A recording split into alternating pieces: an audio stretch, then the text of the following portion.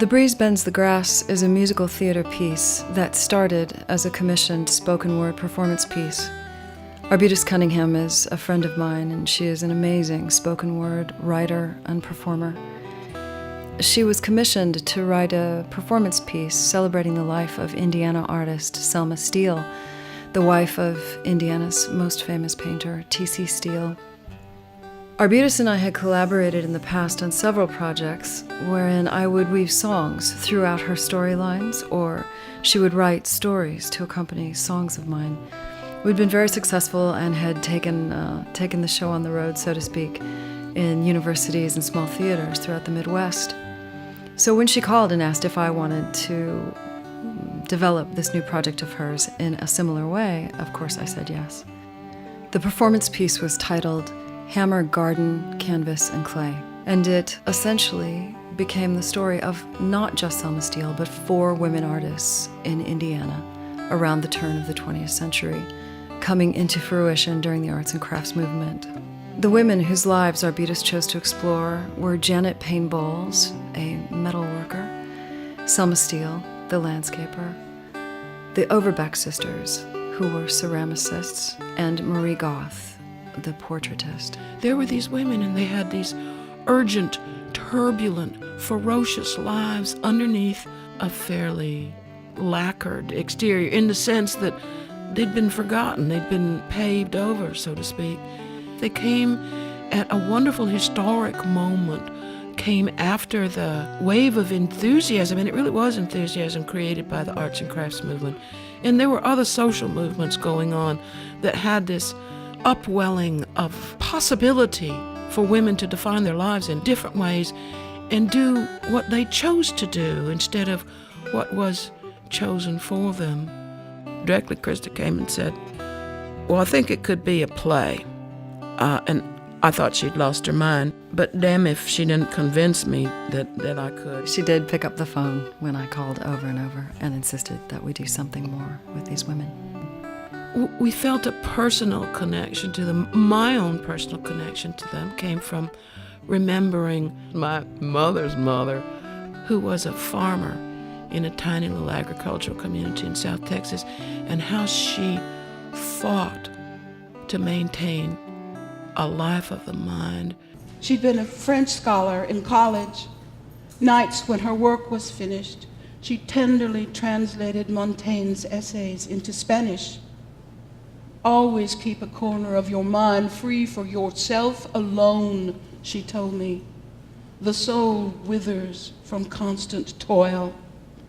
There was that sense that you were enriched not just by what you did, because what you did was so often hard.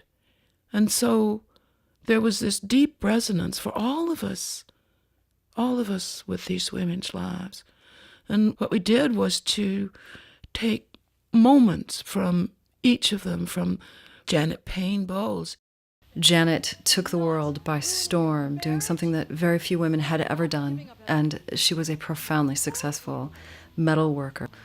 She was a winner at the World's Fair. She had chalices in the Vatican, and she did everything she did being a single mother, raising 2 children. It's the moment where she realizes that she has to leave her husband. She has to become the support for her children and herself.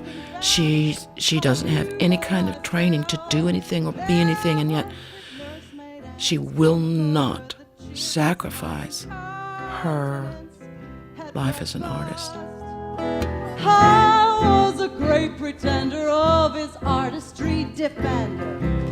Of course it's genius, and no one understands you all the way the art demands. You spend the rent on drug and drink, and I'm laughing. Why? Everybody knows how the sad old story goes. You're gonna laugh, or else you gotta cry. What good did crying do? Selma Steele, though known primarily for being the wife of T.C. Steele, was a trained artist and a teacher. She is responsible for the landscapes and the gardenscapes, many of them that T.C. Steele became very famous for. And she was somebody who was unapologetic for her existence. She was 25 years his junior, and by all accounts, they had an absolute storybook romance. And she transformed 250 acres of essentially barren kind of nothing into a glorious, glorious landscape that still exists to this day. In July, the tiger lilies burst aflame, and by and by, I know the colors by the name. Sun in the sky, as waning hours changes hue, and softens like fine brushes do. As painters know and always knew. For Selma, she was commonly perceived as, another also ran, oh yeah, Selma Steele, she's a little woman, she keeps the house. No, she was an artist. She got that a lot, and while we make that scene pretty funny, the subtext is biting. Ah, but this is stimulating. Look, the bees are pollinating, positively fascinating. Yes, I feel. Yes, I feel. I feel the lack of order, lack of grace, the lack of regularity. Perhaps lack of commonplace or prunes. They always do the trick for me. The Overbeck Sisters were Ceramacists, and they were amazing in that they did what women of the time did not do. They were supported by no man, not at any point in their lives. Their mother was a force of nature. She insisted that art was the primary and main focus of any meaningful existence. And she left a legacy in the lives of her children that carried forth to now. An Overbeck pot sold at auction for nearing $58,000 not that many years ago. We must work and grow. We'll be the dreamers who have made it so. For every break and every pain, For every drop of summer rain, for everyone who's ever wondered as they pass, the way the breeze bends the grass.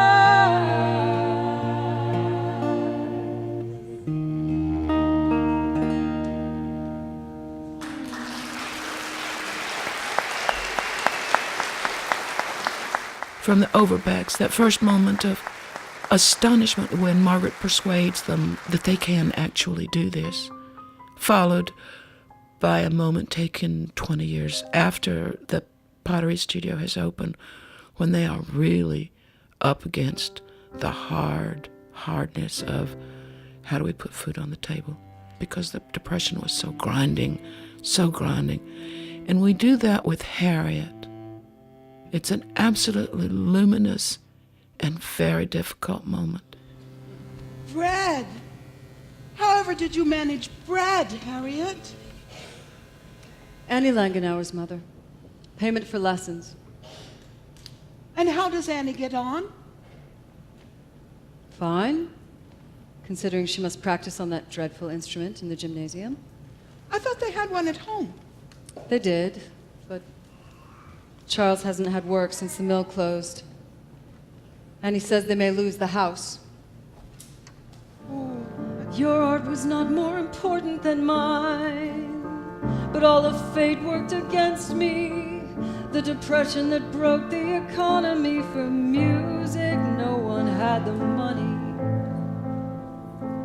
And even still they had no vision for what I could have given all those small-minded bureaucrats and their lead kindly lights, So I hate that line, but I abide, Mary Frances. I do as I must, while your art steals the last shreds of mine.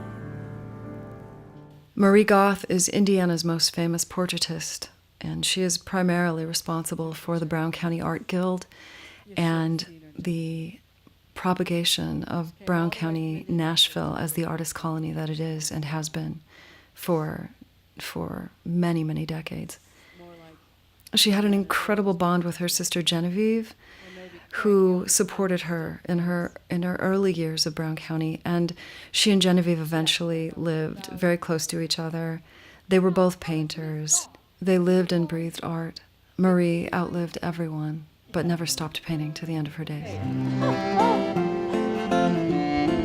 You were his model, oh how exciting. When the Mona Lisa was getting her nails done, Oh, you'd step in, sit in her place. oh yes, quite, it's all me, but the face. All the things that you've seen as you traveled the world. In the Ice Age, Who would have thought when you were For a such girl a you short would while. end up famous with honors untold, and that you'd be standing while you're so old. The little piece of Marie's story, we put Genevieve in there too, and we let them talk about what it was like for them, how they got to live this wonderful life as artists together. It was just magical for them. It was what they wanted to do. They got to choose, and they got to do it. It's amazing. 'cause it's in the things that make, and all the things you love. And when you thought they'd break you, if you gave it all you had, it was enough. It was enough. Again. As narrator, Arbutus Cunningham brings the truth of the struggle of women artists to the forefront, brings it resonant in the 21st century, because many of the struggles that the women 100 years ago were facing, we are still facing. Yes, life is hard, not often or even ever fair. The roads we walk are ridged with loss and loneliness. But the world is full of wonders. An old sycamore casting its shadow on new snow. The fire that turns cold metal to liquid curves. And even in a dry year, there is the way the breeze bends the grass.